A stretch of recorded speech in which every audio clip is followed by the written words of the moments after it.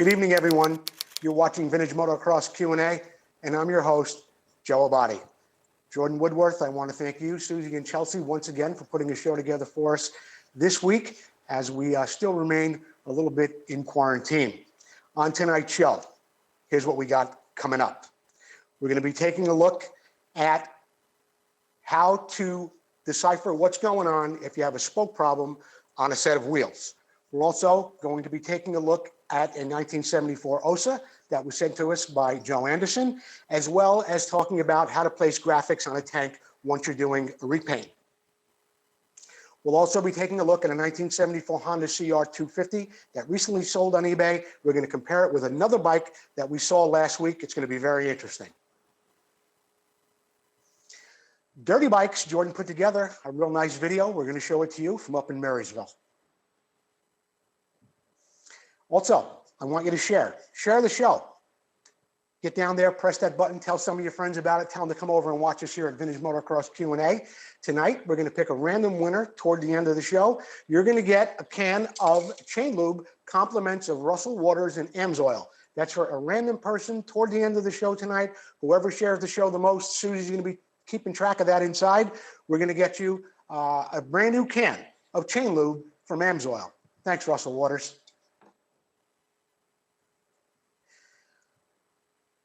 YouTube. It's growing, it's going good. All of our videos are up there. I think we have like 38 or 39 of them right now. Go over to YouTube after the show's over. Please subscribe. And when you get a subscription, it's free. It's fun. It's fast. You can watch all the videos that we've made here at Vintage Motocross Q&A. You can watch them on your big screen TV in HD. So be sure to get over to YouTube a little bit later on and subscribe to us there. As always, I want to thank our sponsors, Preston Petty Products, Vmxq&A, AMSOIL, FastGuyStuff.com, and Metro Racing. On this week's segment of Next Time Try This, I want to talk to you a little bit about spokes. They hold the whole wheel together, and it's a very, very important part of that element.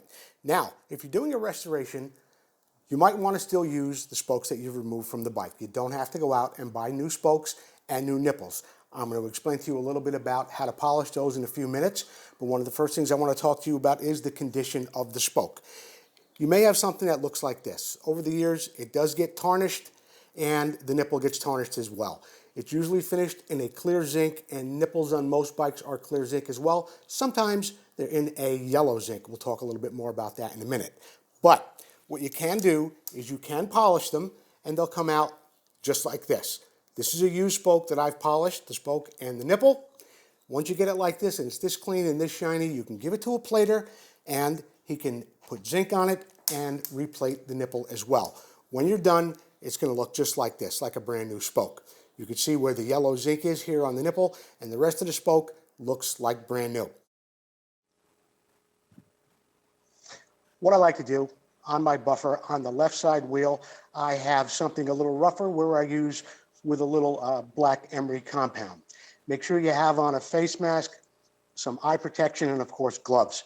That black emery compound on that little rougher wheel like that really cuts the tarnish and the oxidation off that spoke pretty quickly. You don't have to press too hard on there. Just be careful. You want to run it off the edge of the wheel like you see there. Make sure you get the threaded section as well. I move over to the right side of the wheel and I apply a little brown compound. And this is really going to give me a little bit of a higher luster on the spoke. I make sure I get the flange, and I run it back and forth, and I get a nice clean finish, and it's ready for plating. It almost looks like it was plated at this point. With a small pair of pliers, a needle nose, I do the same thing on the nipple. Some other things that I'd like to talk to you about as well is the removal of the spokes. If you can, go out and purchase some good quality spoke wrenches like these. These are actually available from Motion Pro. This one happens to be one that came in the Yamaha toolkit. But they're nice and thick, and they'll get a real good bite on the spoke when you're going to take it out of the rim. Another thing I'd like to mention is, after so many years, you may have some nipples that are a little difficult to get out. What I like to use is this AMSOIL metal protector. It's really great at penetrating the rusty stuff and lubricating things to get them out a whole lot easier. That's available from AMSOIL. As you saw over in the polishing video, I used a little pair of needle nose pliers to hold the nipples so we can get those polished up as well. And when I got done, I had a nice clean spoke. Now remember, when you go to talk to your plater, you want to remind him that you want clear zinc on the spoke, but you want yellow zinc on the nipples, if that's what your bike came with. Honda Elsinore did come with yellow nipples, yellow zinc on the nipple, so you may want to get it back from the plater exactly the way it came from the factory. And something else I wanted to point out too is front and rear nipples on your bike may look the same, but if you look closely, they could be a little bit different. This one happens to be from the front. It's a little longer than the one that goes in the back. However, the one that goes in the back is about 7 millimeters at the shank, and the one in the front is only 6.5 millimeter. I'm pointing that out to you in the event you should have to go and buy new nipples. You'll get the correct size. They look the same. Remember, they're different. And that's in the next time I try this segment. A couple of other things I want to mention to you while I'm thinking about it. If you're going to save your spokes, but you feel the nipples aren't really worthy of restoring anymore, you can't really go to Buchanan and order nipples separately. The thread pitch is going to be different than on an OEM spoke. So if you're going to order new spokes from Buchanan, order new nipples from there. If you're going to use your old spokes, check what the thread pitch is. If it's an OEM spoke, you're going to have to look for OEM nipples in order for them to be compatible with the spokes when you put the whole thing back together again. So next time, try that and keep all those things in mind when you go to do that project. In the Moto Showcase, we're taking a look at a 1974 OSA 250 that was sent in to us by Joe Anderson. I found this to be an interesting little story I'd like to share with you. Joe says, I got to ride my first 1974 OSA 250 Phantom.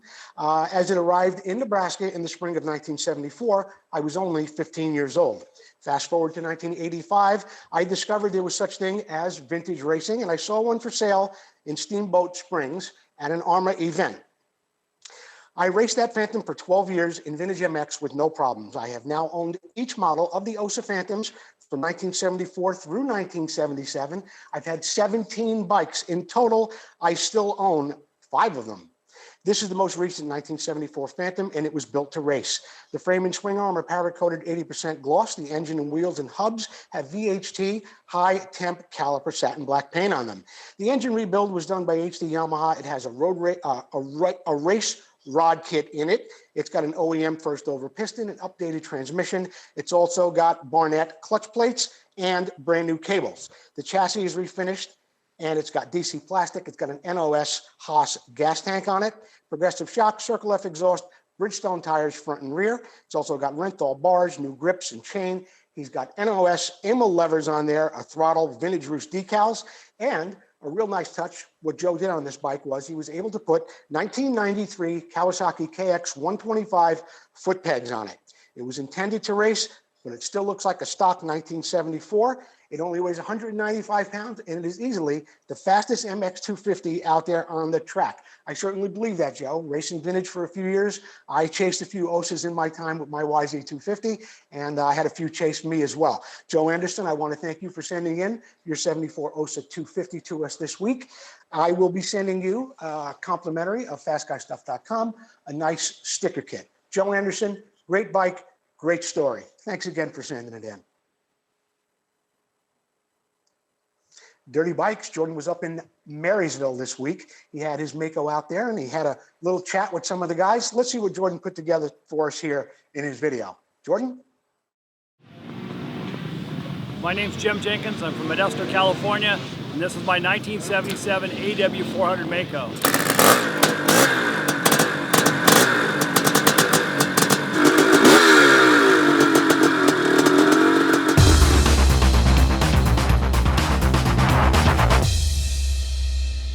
This was a barn find. It's a rebuild, not a restoration. My whole idea was to make it into a racer. The motor was done by Jeff Mullins at Mako Works. I did the suspension myself. We've got no leans on the rear and full race tech up front with the gold valve or emulators, whatever you want to call them. The bike was in great shape to begin with. We took it apart, went through everything, rebuilt the crank. JP Morgan redid the head for me, so we got the Hemi type head, so it starts easy, runs great. So the bike's been raced one time only at the CZ World Championships. Normally I ride all CZs, but I had my Mako there. Won both motos, so basically it's undefeated.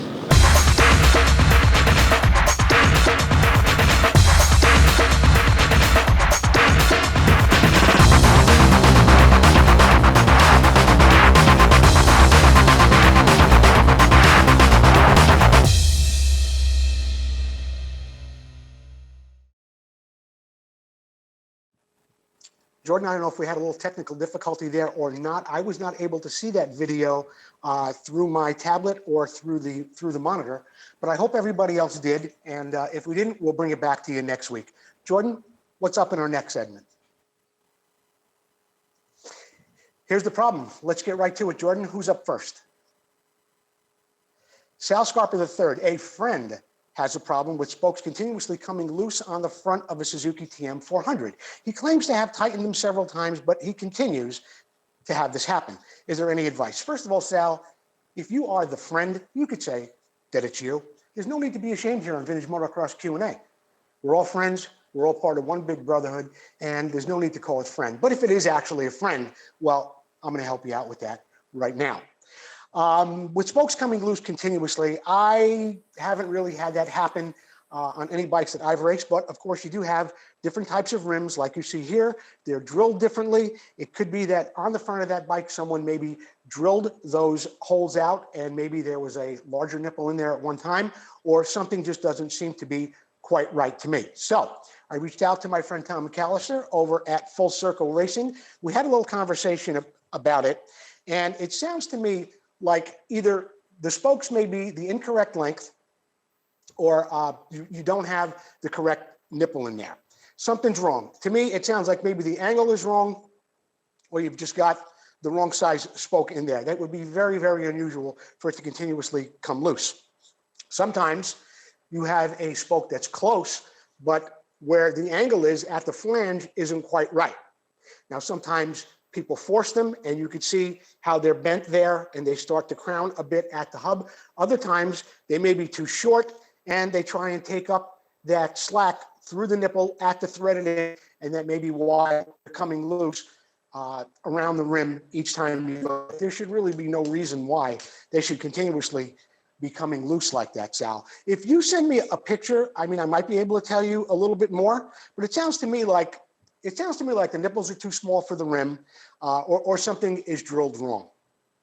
So I want to thank you for sending in the question. If I had a picture, we might be able to tell you a little bit more, but you might want to take a look at the rim or tell your friend to take a look at it and get a real good close look at what's happening there. And that may solve the problem. Something is obviously incorrect. What it is, it can only be a couple of different things. But Sal Scarpa, thanks for sending the question in. Robert Cure, what are your thoughts on the following finishes for hubs? Powder coating, paint, and Cerakote. Well, Robert, I'll tell you, I wouldn't advise anybody powder coat their hubs. Number one, it really kind of locks in the heat. That's why you never powder coat cases or cylinders either. Brakes need cooling. The paint that's on them allows that. Bare hubs allows it even better when there's no paint on there. So I would strongly advise nobody ever powder coats a hub. It doesn't really look great, and it's not good as far as cooling goes. Cerakote looks really nice. It looks really nice, and it has amazing properties for cooling as well. If you even look into it or you go on the internet, if you Google it, you'll see some high-performance parts like turbos even have Cerakote on them. So their properties for cooling or taking heat away from the heat source is really, really good. The only downside about it is it doesn't look quite original as paint, but I'll tell you this. On these two hubs right here, they're actually for a bike with disc brakes. If I were redoing a bike to race, a vintage bike, and it had drum brakes, I would seriously consider Cerakote at this time. The properties are great. It cools better. It's very, very durable. It's not going to chip like paint does. But for overall appearance on a show bike, you should always go back to paint. That's what it came with. That's what's going to look best on the bike, what looks most original. Do not powder coat them. Cerakote is good if you're going to race and you're not going to show the bike, but overall, I would always paint them. Robert Cure, thank you for sending in the question. Anonymous, this guy didn't want us to have his name on the air at all. It's a very serious question. Can you discuss the best way to ensure the graphics on a gas tank are installed correctly? Yeah, I can. There's a couple of things I want to talk about here in order to do this. Number one, the best way to install graphics is when your tank is actually on your bike, but you don't always have that option. So if you're going to do that, get the tank on the bike if you're doing it yourself. Put the tank on the bike and then put the bike on a stand where the bike is sitting most naturally, okay? You can maybe do it with a hydraulic jack, or you maybe could shim it up with some 2x4s as you go, just to where the wheels are just about touching the ground and where the tank is going to look at its most level. At that point, you can mark the tank with a little pinstriping tape, and I'll show you how to do that in just a minute. And you can mark exactly where, once your line is straight on there, you can mark where your graphics have to go and then put them on.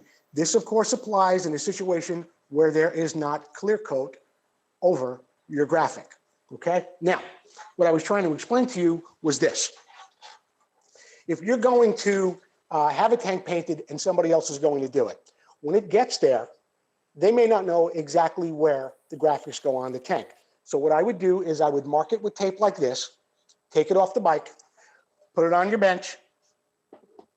Then I take a tape measure and I would measure from the workbench up to the bottom of the tape across to make sure that you got the exact same measurement as when it came off the bike. So the graphics on this bike happen to be original on this TT500. And as you could see, I put the tape across the bottom of them. Then I took a little more tape and I marked it.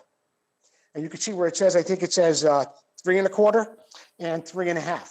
So when your painter asks you where they go, you could send them a picture and you'll know exactly where they go. If you're the guy reinstalling the graphics, you'll know exactly where they go if you're going to put them back on when the tank is not on the bike. On some future episodes, we're going to be talking more about the application of graphics on tanks, how to put them on, probably what you can use as far as making sure they stay on the tank, and how you can move them around a little bit if you have to, not in all instances, but how you can move them around a little bit to get them straight.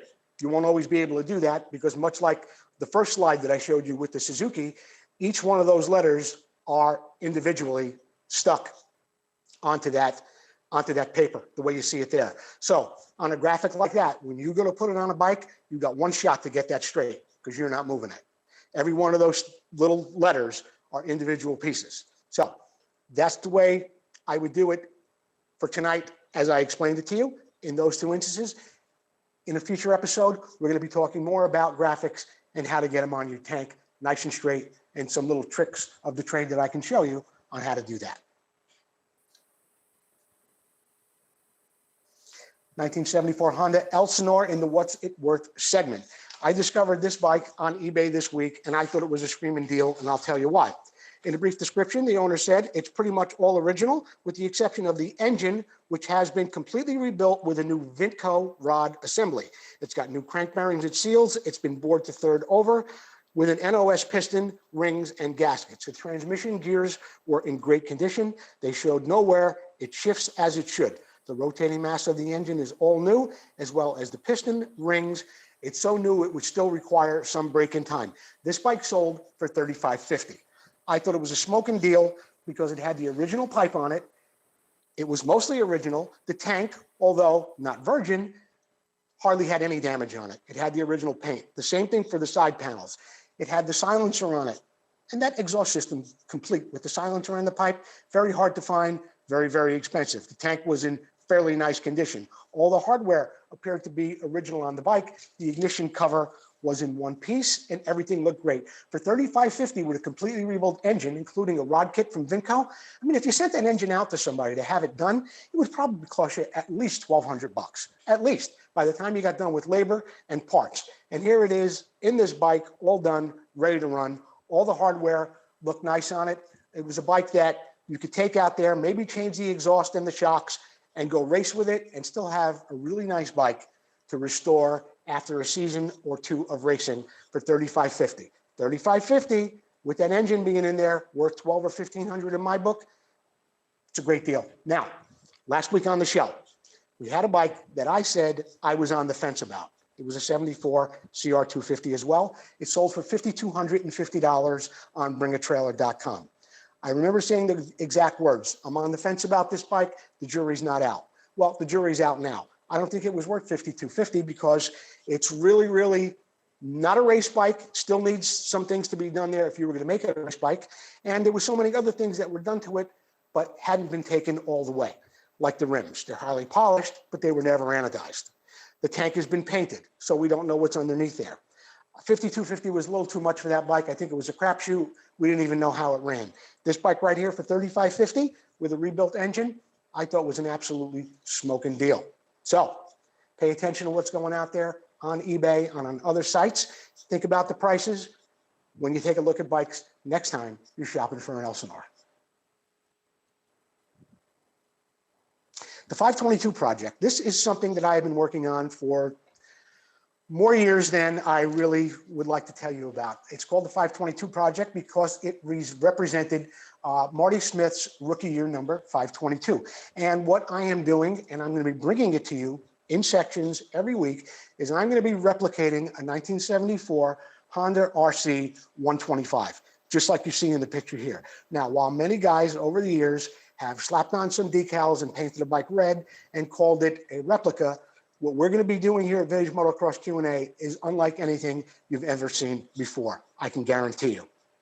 We've modified frames, we've modified swing arms. I'm going to show you things that we did in order to make this a reed valve bike and still sit on a pre-1977 bottom end. I'm going to tell you about the frames we used and so much more. So I'm really looking forward to bringing this to you starting next week for as many weeks as it takes for us to complete this project. The 522 project is coming up. In the product spotlight, we've got some great stuff from Preston Petty Products. I want to thank Paul Stannard, as always, for making us an authorized dealer.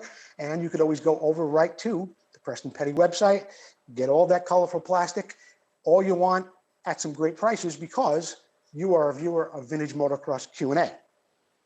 This week, our special is, drum roll please, 10% off everything on the Preston Petty website. That's everything. Inbox me. I'm going to give you a coupon code. When you go there, you can buy everything you want. At the end, when you check out, you'll be able to get 10% off. It's a pretty good deal. You know, I think shipping generally is about $15, whether you buy one fender or you buy a couple of different things. So if you spend maybe $150, $200, you're going to be saving 10%. It's like getting shipping free plus a little bit more. Thank you, Paul Stannard, and everybody at Preston Petty Products for all you do for the show. Don't forget, inbox me to get the code so you can get 10% off on Preston Petty Products. Commercial break. Let's hear it from Vmxq. Classic and vintage dirt bikes are more than a hobby. It's not just about the ride. It's about the work that goes in. The work that keeps you connected to the ride. It's about bringing the bike back to life and doing it with your own hands. It's about the adrenaline and adventure.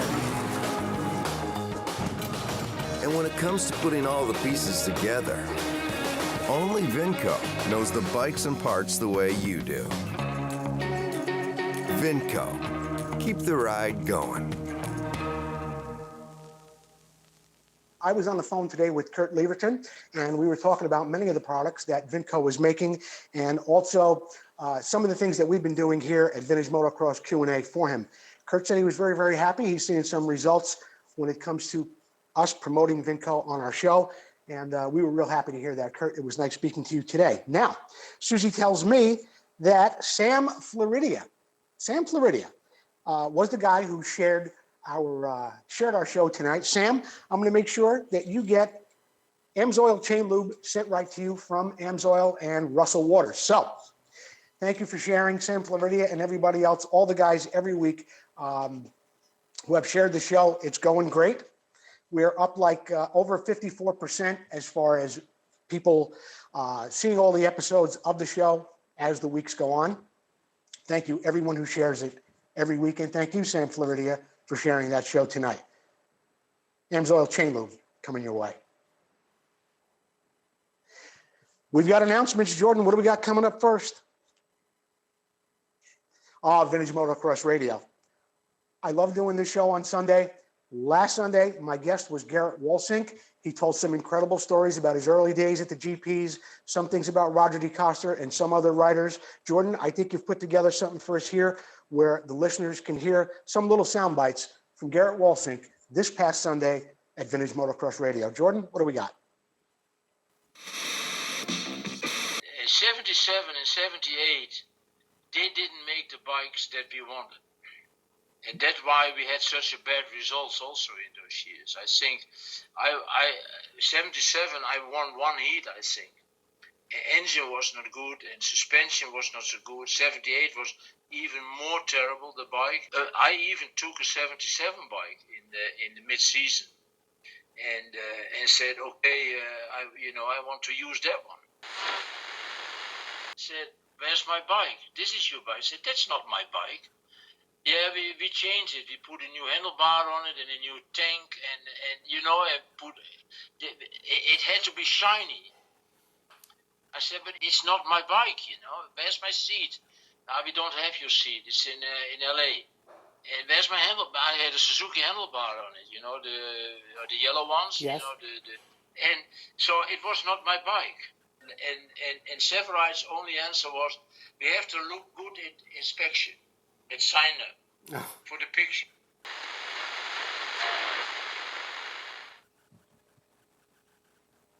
I really, really enjoyed speaking to Garrett Wolsink. And if you get a moment, go over to Vintage Motocross Radio and listen to the entire interview. It was one of my favorite ones to do so far.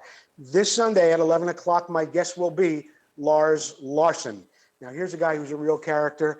He's been writing since the 60s. He's one of the reasons, or one of the reasons why, actually, Husqvarna became so successful here in America. So join me this Sunday at 11 a.m. Pacific Standard Time at Vintage Motocross Radio, where my guest will be live, Lars Larson. I'm really looking forward to that.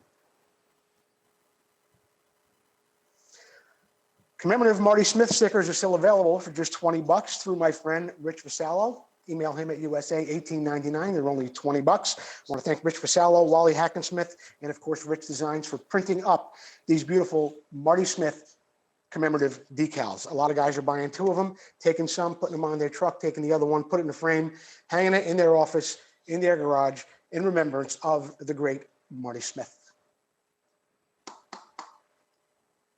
Vmxq&A shirts are still available. Long sleeve, short sleeve, all popular sizes in black and white. Go over to Metro Racing and you can order yours today. We've also got t-shirts. T-shirts for just $21.99. There's a link in the show description. They're really great. It's high quality cotton. It's got our logo across the front. It's got a little logo across the back. So you might want to get those. Perfect little gift for somebody that you love if it's their birthday. It's a perfect gift for yourself.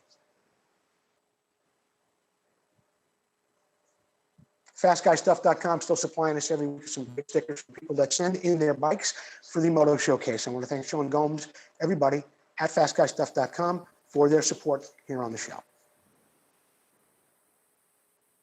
Sponsorship opportunities are still available for Vintage Motocross Q&A. In fact, as I told you just a few minutes ago, I was on the phone with Kurt Lieberton, and we got into a little discussion about what kind of results he's seeing from us plugging his show, plugging his company every week on the show. He said he's very, very happy with us. So if you have a company out there, much like AMSOIL or Vmxq, Preston Petty Products, if you have something that you want to get on the show and you want us to talk about, become a sponsor for Vintage Motocross Q&A, I'd be more than happy to speak to you. You know how to contact me. I'll send you a proposal.